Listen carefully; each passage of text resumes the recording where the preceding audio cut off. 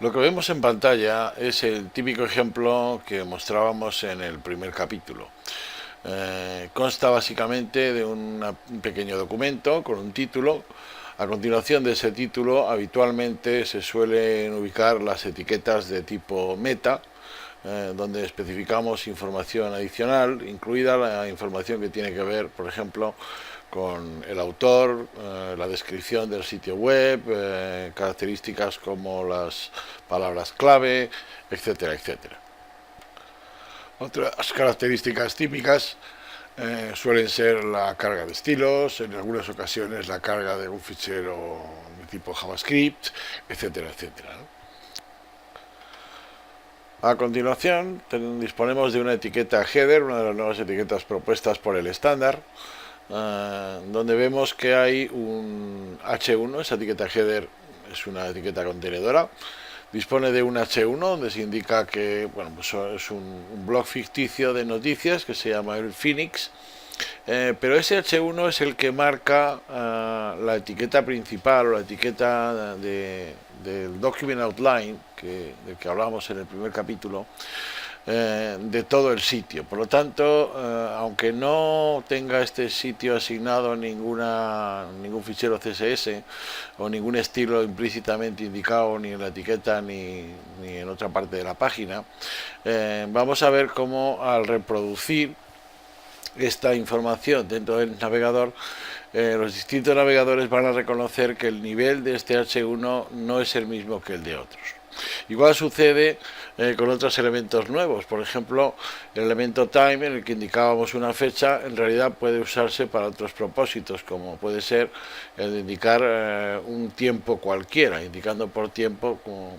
vemos aquí, pues verano 2013 o cualquier otra característica que de alguna forma tuviera que ver con el tiempo, ¿no? A continuación le sigue otro elemento contenedor, que es el nav, donde se suelen ubicar navegación por el propio sitio. No hay que confundir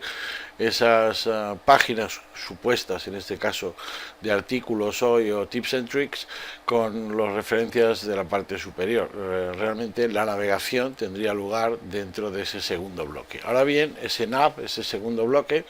está dentro de la cabecera, y aunque ese nav tiene otro H1 que se llama navigation, comprobaremos cómo efectivamente al reproducir esa información el H1 de Navigation no tiene o no se le otorga la misma importancia dentro del Document Outline o del esquema de documento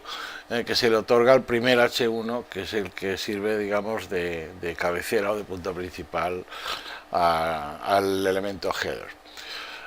Más abajo, como vemos, hay una etiqueta article, que simplemente es un sitio donde se reserva, es un elemento contenedor, donde está reservado para el contenido de la página, y finalmente concluye con una etiqueta footer, donde se indica, o se podía indicar, un determinado copyright, y normalmente pues se suelen añadir ese tipo de referencias, como son por ejemplo el acerca de, la política de privacidad, se contacte con nosotros y otra serie de términos que vemos habitualmente al final de los sitios web, especialmente cuando se trata de sitios web corporativos. Cuando lo visualizamos, por ejemplo en Internet Explorer, aquí estamos viendo como efectivamente el tamaño del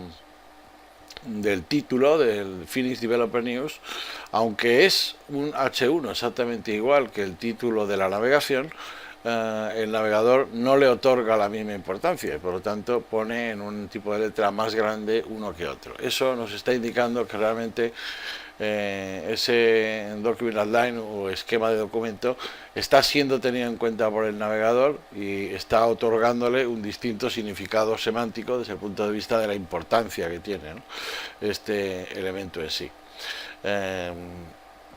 De la misma forma, si nosotros visualizáramos esta diferencia entre los dos elementos en otros navegadores, veríamos que es una cuestión, no es propia de un solo navegador, sino que cualquiera de los navegadores que usemos, por ejemplo si usamos Google Chrome, pues se va a comportar exactamente igual. Es decir, establece ese criterio de importancia, como se ve ahí en pantalla en este momento, pues hace caso de esa división, de esa estructura de documento, presentándolo de forma diferente. Por supuesto, nosotros siempre podremos más adelante utilizar una hoja de estilo para que estos distintos elementos, tanto si están en un nav, como si están en header, o como si están uno directamente con contenido en otro, no tengan por qué tener esa dependencia, al menos desde el punto de vista visual. Si podemos, por supuesto, establecer cualquier criterio visual independientemente de su nivel de contenedor contenido respecto a las etiquetas, aunque esas etiquetas que se estén usando sean las oficiales, digamos, que propone HTML5 para estructurar una página web.